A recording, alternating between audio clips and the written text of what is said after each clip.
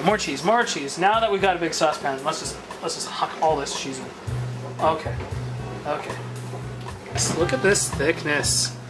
And not all the cheese is in yet. Great. So this is the part where, you know what, I'm not going to use a measuring spoon for salt and pepper. Forget that. That actually said, you know, you want 1/4 teaspoon for salt and 1/4 teaspoon for pepper. You know what? Forget that. What happened to the term a dash of? A dash is an actual unit of measurement, believe it or not. Oh well, forget you then. Same with a jiffy. A jiffy, I think, is an actual 1/20th of a second, I think. All right. Oh dear. Oh dear. Guys, I don't know about you, but this looks really good. Getting a hard on for the cheese sauce. I am not. Good. Okay, I think we can turn that off. Okay, so apparently this is a saucepan. Steve's cooking show. Steve's cooking show. Steve doesn't know anything about cooking. A saucepan. Woo. Now we're going to preheat the oven. Okay, I'm cheating a little. I've got chicken with instructions. Okay, we're going to preheat the oven to 375. I should have been doing this the whole time. I should have had this going the whole time. Preheat the oven to 375. Put that as disclosure. Have it already preheating. Have it already preheating if you're starting your sauce. Have it preheating before. And then, so we're going to put this on a baking sheet that has water in it. Okay. Now, believe it or not, one of our cats, this one here, this very one here, this is one of his favorite places to nap. I don't think he's done it recently, but we constantly like, where's Dr. Doom? Where is he? And then Russell. And at first we thought that Andrew, my kid, was sticking the cat in there. Oh, no. No, he's going in of his own volition. Isn't that right?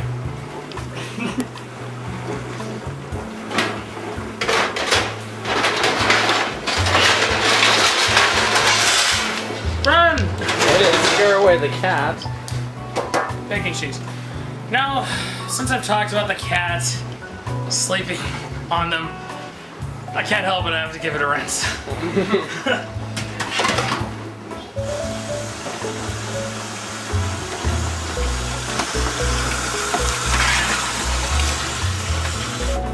Alright. While the oven is preheating, I am going to prep the chicken. This is all just the one part. I still have yet to do the beans, which are really easy. Any idiot can do them. And even me. I haven't done the sidekicks either. Not as easy, but anyone can do them. 3 steps. But I mean, naturally, I think that the majority of the work should be in the main part of the meal, not in the. How the frick do you open this thing? Hold on. Any idiots can cook the meal. Oh no, here we go. It's like take down. A pen, a safe tool to use near food. Ink. What do you want from me? Well, it's your cooking show. You should know how to do this stuff. Alright. A note about sanitation. I've said lots of stuff about sanitation. That's a good point. Sanitary cooking conditions. Alright, so these chickens are thawed. We got them straight from the store so that they weren't frozen. No freezer burn or whatever. Freezer burn means lack of taste, unfortunately.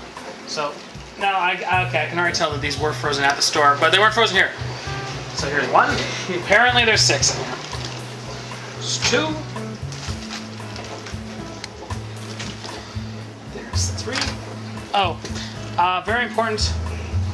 As with all raw meat, raw chicken, you should wash your hands immediately after handling it, and never handle any other food or prepare other food where you prepared chicken. In particular for chicken, it's salmonella, which is a particularly nasty strain of bacteria, so don't do this, don't. Actually, you know what, this is really slimy. I don't even know if I can joke about that. So 35 to 40 minutes, so I'm going to stick it in for 20 minutes without doing anything to it, just so it really starts to come in and really cook it. And then after the halfway point, I'm going to flip them, and then I'm going to add that stuff on top so the cheese sauce soaks in and the mushrooms soak in too. I'm not going to use all the cheese sauce. I'm going to add that cheese sauce again after when I pull it out. I don't actually know if this is correct procedure, but it sounds like a good idea to me. Just because I'm really kind of touchy about raw meats, I don't feel like poisoning anyone. I'm gonna just kind of cut open down the center. That way we can be sure that he gets into it. You know what? I'm gonna be honest. Even when they're cooked, I cannot imagine they would look like this. I can't. Like, even if you took the seasoning off the picture, they're not gonna look like this. Anyways, as part of that. Maybe if you barbecued them, they might. Well, even the shape, I don't know. Okay, so she's done preheating. And, like I said, I'm gonna stick this puppy in for 20 minutes. It's currently 8:10, so come 8:30, we're going to open her back up and see how far we've come. I just realized that while that's going on, I could actually make the sidekicks and the beans. If you can multitask when just an oven is doing some work, you might as well do it, right? Let me put this flour away.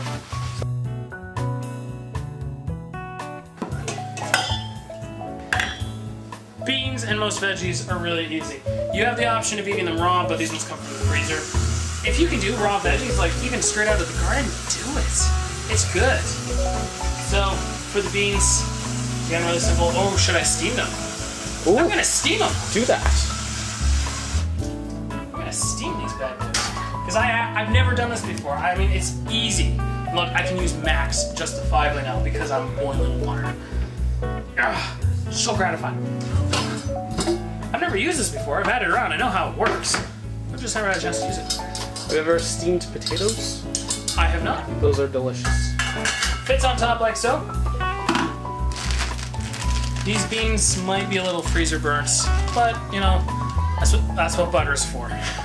Mmm, butter. I'm gonna add a fair helping beans. Now you'll be like, oh, is that really gonna do it? Is that really gonna properly cook them? Anyone who's ever worked in a kitchen at all knows yes. Because remember that steam as water vapor is actually just a smidge hotter than boiling water. Boiling water, that kind of sucks. Steam, it's called scalding, kind of sucks more. So there's that apparatus. I don't know if the lid's supposed to be on. I'm kind of thinking because the steam's going to want to escape, but it's trapped down. Yeah, no, maybe that'll be fine.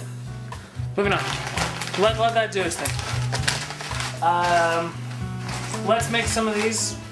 Oh, of course. Okay. Can you get a clear shot of this? Look what it's recommending.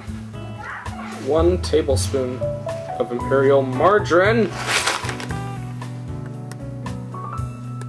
No. I'm gonna use butter. Okay. And water. specifically that brand. Of course, they're owned by the same.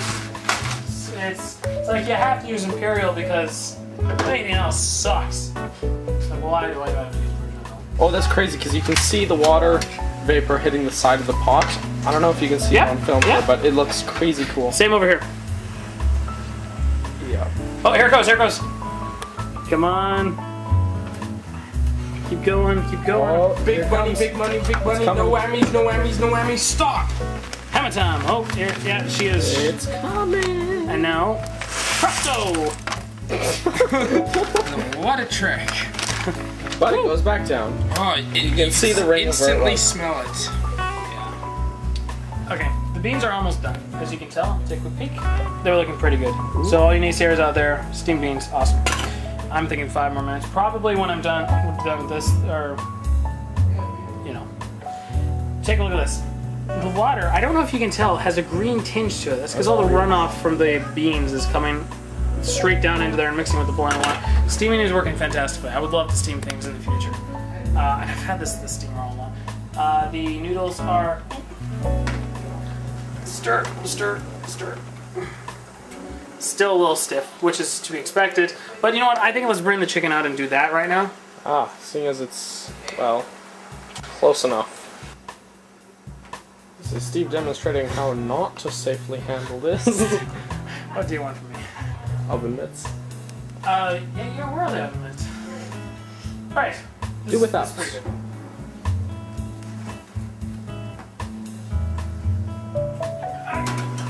if I get tremendously burned, catch it on camera, okay? Sounds good. Okay, this is a good intermediate stage.